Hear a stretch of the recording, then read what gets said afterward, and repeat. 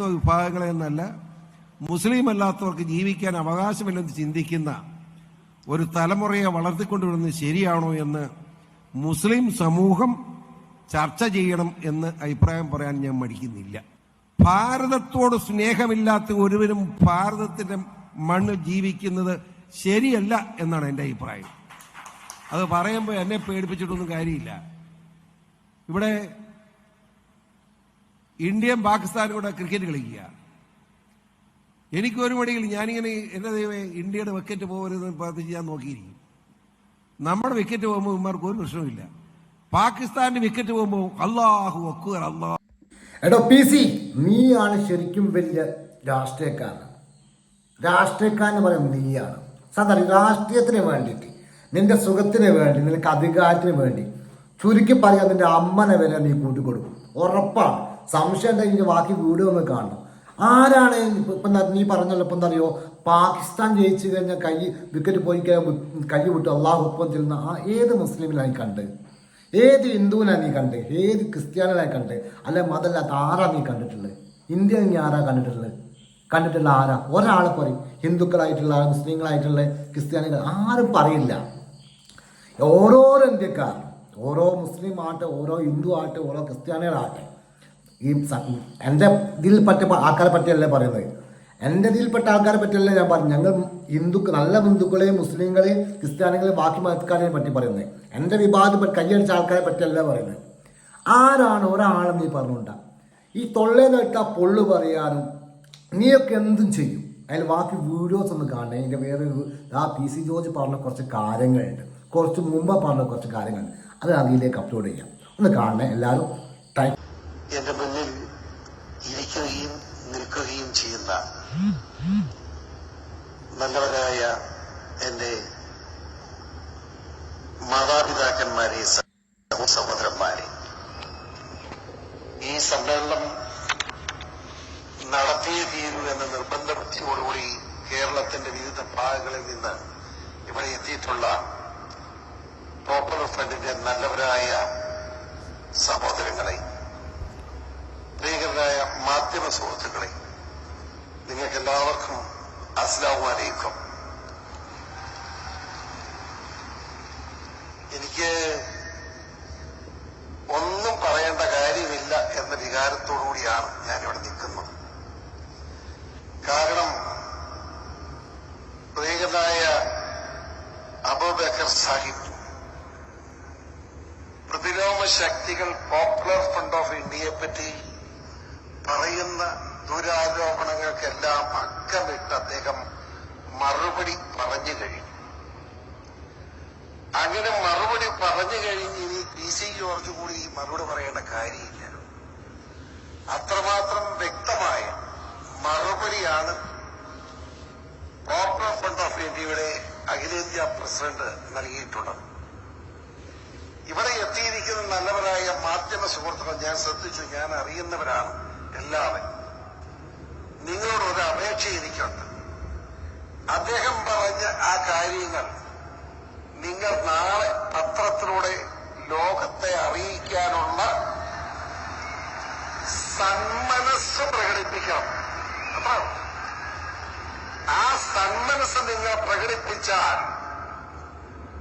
മോദി മുതൽ പിണറായി വിജയൻ വരെയുള്ള അധികാരവർഗത്തിന്റെ ഹുങ്കും ധാർഷ്ട്യവും കേരളത്തിലെ ജനങ്ങൾ തിരിച്ചറിയും. അതാണ് അതിന്റെ കാര്യം. ഇത് ജനങ്ങൾ അറിയണ്ടേ? മാധ്യമ കടമയാണ്. ആ കടമ നിറവേറ്റാൻ ഒരു എളിയ പൊതുപ്രവർത്തകൻ എന്ന നിലയിൽ നിങ്ങളോട് മാത്രമല്ല മാധ്യമ മുതലാളിമാരോടും PC ജോർജ് അഭ്യർത്ഥിക്കുന്നു. ഇവരെന്ത് റിപ്പോർട്ട് ചെയ്താലും മുതലാളിമാരാണ് എന്ത് കൊടുക്കണമെന്ന് തീരുമാനിക്കും. അതുകൊണ്ടാണ് ഞാനത് പറഞ്ഞത്. മറ്റൊരു തെറ്റിദ്ധാരണയും ആർക്കും ആവശ്യമില്ല. ഞാൻ നിഷ്പക്ഷമായി തിരുവനന്തപുരം മാധ്യമ സുഹൃത്തുക്കളായി ഇവിടെ ഇരിക്കുന്ന എല്ലാവരും, ഞാൻ 1969 മുതൽ തിരുവനന്തപുരവുമായി ബന്ധപ്പെട്ട് പ്രവർത്തിക്കുന്ന ഒരു പൊതുപ്രവർത്തകനാണ്. വിദ്യാർത്ഥി രാഷ്ട്രീയത്തിലൂടെ പോപ്പുലർ ഫ്രണ്ട് ഓഫ് ഇന്ത്യയുടെ സഹോദരിമാരും സഹോദരന്മാരും ഇന്ന് തിരുവനന്തപുരത്തെത്തിയതിന്റെ 1/3 ആളുകൾ ഏതെങ്കിലും ഒരു രാഷ്ട്രീയ പാർട്ടി തിരുവനന്തപുരത്ത് വെച്ച് പ്രകടനം നടത്തിയാൽ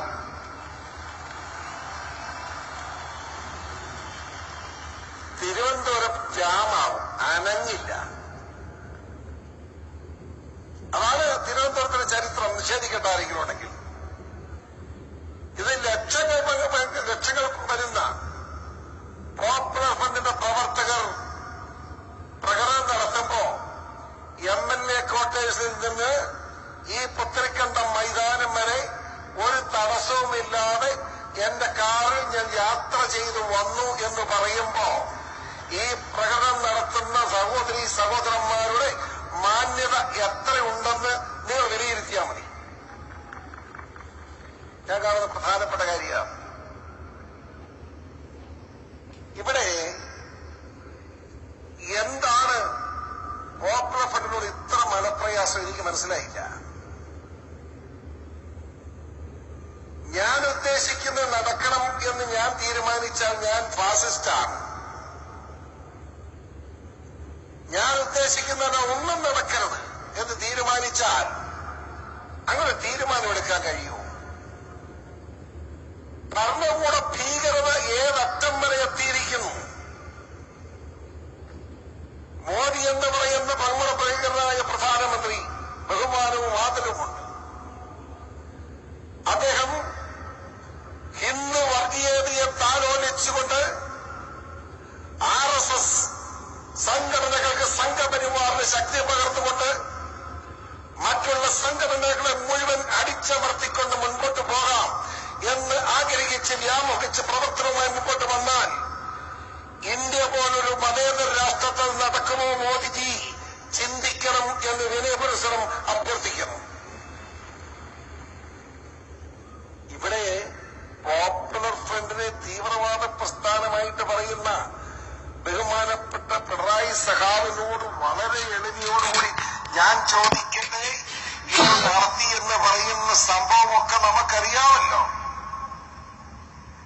അങ്ങനെയെങ്കിൽ അങ്ങ് കൊലപാതക രാഷ്ട്രീയം നടത്തുന്ന മാർക്സിസ്റ്റ് പാർട്ടിയുടെ നേതാവാണ്.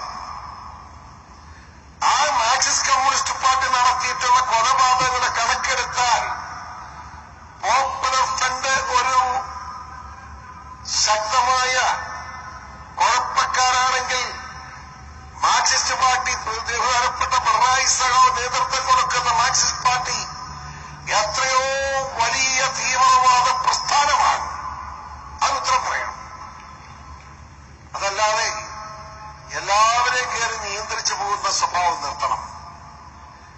ഞാൻ എളിമയോടുകൂടി പറയട്ടെ, ഇപ്പോഴത്തെ സാഹചര്യത്തിൽ കേരളത്തിൽ ഇടതുപക്ഷത്ത് മുഖ്യമന്ത്രിയാകാൻ പിണറായി വിജയൻ അല്ലാതെ മറ്റാരുമില്ലെന്ന് വിശ്വസിക്കുന്നയാളാ ഞാൻ. അതും പറയാറുണ്ട്. സത്യം പറയുന്നത് എന്റെ പാരമ്പര്യം, അതുകൊണ്ടാണ് അത് പറയുന്നത്. വേറെ ആരും അവിടെ ഇല്ല. പക്ഷെ അദ്ദേഹം പ്രത്യേകിച്ച് കണ്ണൂരുകാരനാണ്. കണ്ണൂർ നടക്കുന്ന രാഷ്ട്രീയ കൊലപാതകങ്ങൾ ഞാൻ അവസാനിപ്പിച്ചിരിക്കുന്നു എന്ന് പറയാനുള്ള ആർജവം പിണറായി സഖാവ് പ്രകടിപ്പിക്കണം. എന്നിട്ട് വേണം മറ്റുള്ളവരെ ഉപദേശിക്കാൻ വരാൻ. അത്ര പറയും. ഇന്ന് പോപ്പുലർ ഫ്രണ്ടിന്റെ പ്രവർത്തകർ കേരളത്തിൽ അങ്ങോളം ഇങ്ങോളമുള്ളവർ ഇവിടെ എത്തിയിട്ട് തിരുവനന്തപുരത്ത് മാന്യമായി അവർക്ക് പ്രകടനം നടത്താൻ കഴിഞ്ഞു. സഖാവ് എന്തിനീ പോലീസുകാരനെ ഇങ്ങനെ കയറൂതി വിട്ടു? കേരളത്തിലെ പോലീസ് മാന്യന്മാരുമുണ്ട്, ആ കൂടത്തിൽ വൃത്തികെട്ടവന്മാരുമുണ്ട്.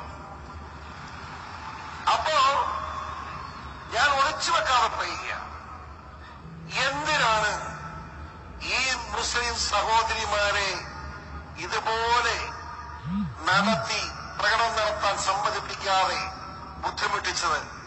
യഥാർത്ഥത്തിൽ നിയമമനുസരിച്ച് പോലീസ് സ്റ്റേഷനിൽ പോയി ഈ സഹോദരിമാർ ഒരു കേസ് കൊടുത്താൽ പോലീസുകാരൻ പിണറായി 1-ാം പ്രതിയാക്കി പീഡനത്തിന് കേസെടുക്കേണ്ടി വരും. അതാണ് സത്യം. സത്യസന്ധമായി പറഞ്ഞാൽ നിങ്ങള് സുപ്രീം കോടതി റൂളിംഗൊക്കെ അതാ. സഹോദരിമാർ, കൊച്ചു കുഞ്ഞുങ്ങൾ, പെൺകുട്ടികൾ വരെ ഞാൻ കണ്ടു. അവരെയൊക്കെ നടത്തി നശിപ്പിച്ച് പോലീസുകാരെ വഴിയിൽ തടഞ്ഞ് എന്ത് കിട്ടി പോലീസിന്?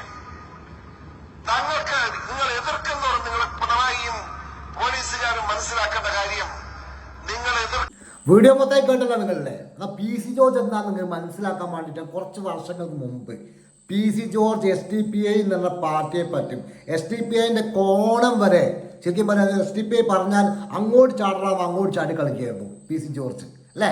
അങ്ങനെ ഒരു കാലം PC ജോർജ് ഉണ്ടായിരുന്നു.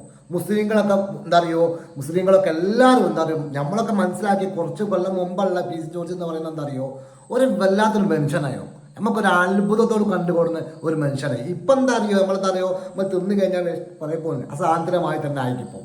അന്ന് PC ജോർജ് എന്ന് പറഞ്ഞ ഒരു പുലിക്കുട്ടിയായിരുന്നു. ഇന്നിപ്പം പറയുന്നത് നമ്മൾ പറഞ്ഞില്ലേ, തിന്നു കഴിഞ്ഞാൽ നമ്മൾ ലാസ്റ്റ് വേസ്റ്റ് ഒഴിവാക്കൂലേ, അതെന്നെ മാറി.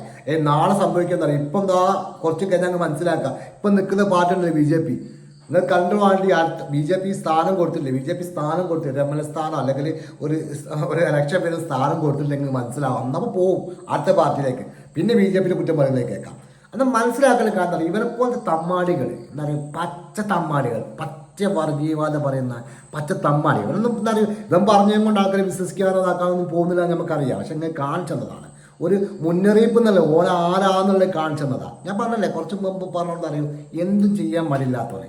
കാരണം അറിയോ, ഒരു പ്രശ്നമില്ല. കാരണം അറിയോ, ഓനെ സംബന്ധിച്ചോളം ഓന് എന്താ അധികാരം വേണം, പവർ വേണം, അല്ലെങ്കിൽ സ്ഥാനം വേണം. അത് കിട്ടിയിട്ടില്ലേ, അത് കിട്ടാൻ വേണ്ടി ഏത് അറ്റം വരെ പോയി.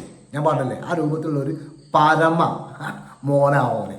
അതപ്പോൾ താങ്ക് യു വെരി മച്ച്.